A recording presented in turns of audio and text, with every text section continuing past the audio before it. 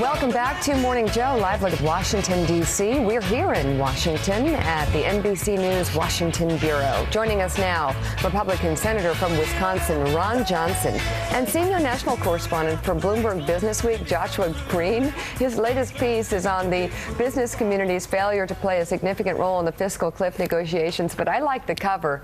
Come on over here and take a look at the cover if you could. You have to kind of zoom in. Is this Congress? This is Congress. Yeah, they're all babies. Present company excluded. Can I just confirm something for anyone who might be asking? They're all male babies. Okay, they're all male babies in their diapers. All right. So the fine print having says said that, but no offense. It's just been tough to watch, Ron. I mean, yeah, I know it's really been tough to watch on the inside. Yeah. No, this place is utterly dysfunctional, and what people really ought to first of all take away from this is, obviously the governing body of the federal government is dysfunctional. Why would anybody think the government's particularly effective or efficient either? Right. So my point, the reason I came here is government is already too large, too intrusive, too controlling in our lives. Mm-hmm. The fact that what we do here in Washington would affect the economy the way it would affect it is just wrong. We need to get government smaller, less intrusive, less controlling in our lives. So bring us right to, and I'll open you up to the panel, but you voted yes. And a lot of people on the right are saying you should be ashamed of yourself. What was it? Were you pinned down? You had no choice? What's the reasoning? Well, had we not delivered a piece of legislation to President Obama, and he's the only person that could sign it, every American's income taxes would have gone up. So you had no choice. The only power Republicans had in that negotiation, President Obama won the election. The only power we had was to limit the damage. And fortunately, for 98 to 99% of Americans, we prevented their income taxes from increasing. And basically, we prevented an economic body blow to the economy from occurring. So we got past that. Now, President Obama got his revenue increase. Yeah. He got his tax increase.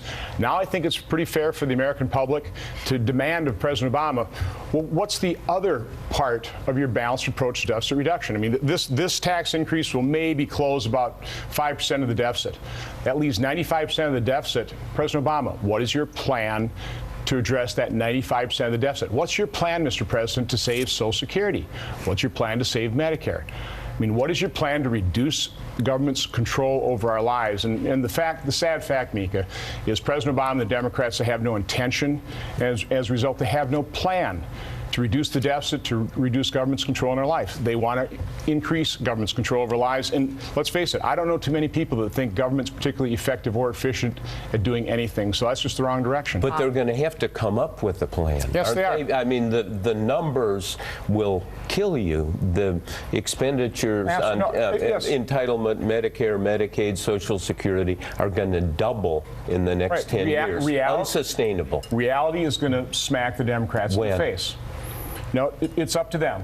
The sooner the better. If we can start working with the administration. By the way, President Obama coming out during the negotiations, taunting the Republicans, spiking the football, that is not the way to develop a good long-term working relationship with people that you have to work with if we're going to really address the serious problems facing this nation. I mean, that was quite honestly unbelievable. But anyway, so now it's turning our attention to what do we need to do to reduce the deficit? What do we do to restrain the growth in spending? Good thing is Congressional Budget Office has reducing the deficit, spending, and revenue options. So okay. We have 200 pages of light reading. So we have a menu. We have a menu for President Obama. If he wants an increase in the debt ceiling, if he wants $1 trillion, he can pick $1 trillion off of this menu of different types of spending reductions. So, Senator, Senate Republicans have been a little gun-shy, though, about sort of picking their own items from the poo-poo platter. What are the entitlement cuts going to look like that Republicans I would argue Republicans haven't been gun-shy. They've been very courageous. We've passed 2 budgets in the House. Included in those budgets are proposals to save Medicare. Now, of course, the Democrats played politics with that. But now it's time for President Obama and the Democrats in the Senate to show us their plan. It's time for Harry Reid to open up the floor of the Senate to open debate to the amendment process to actually turn the United States Senate back into that great deliberative body, a legislating body. If we learn one thing from the cliff negotiations, it's that the action is between Senate Republicans and the White House. Maybe not Obama, maybe Joe Biden. But what are Senate Republicans? Are they going to come out and specify a series of cuts they want to make to entitlements? This is now President Obama's Or does the action go back to the House? I think the action goes back to President Obama and Senate Democrats. What's your plan? Harry Reid, are you going to have the Senate pass a budget for the first time in 3 years? Are you going to actually fulfill your legal obligation? It is time for the Democrats and President Obama to show the American people their plan. You got the revenue side of your balanced approach. What's the spending side of that balanced approach? How are you going to close that other 95% of the deficit? I think the American public deserve to see the plans of President Obama and the Democrats. Into this for sure as well. Let's just quickly get the Bloomberg Business Week angle on businesses in terms of their impact on the fiscal. Yeah, I mean, the point I made in the issue this week was that we saw this huge campaign by the business community, by CEOs, to kind of apply their reputations, their practical know-how to this fiscal cliff process with hopes of driving it toward a positive outcome, a grand bargain that everybody wanted. And as I say in the piece, they sort of fell away in the 2 weeks leading up to the fiscal cliff, with the notable exception of Starbucks CEO Howard Schultz, who had his own campaign.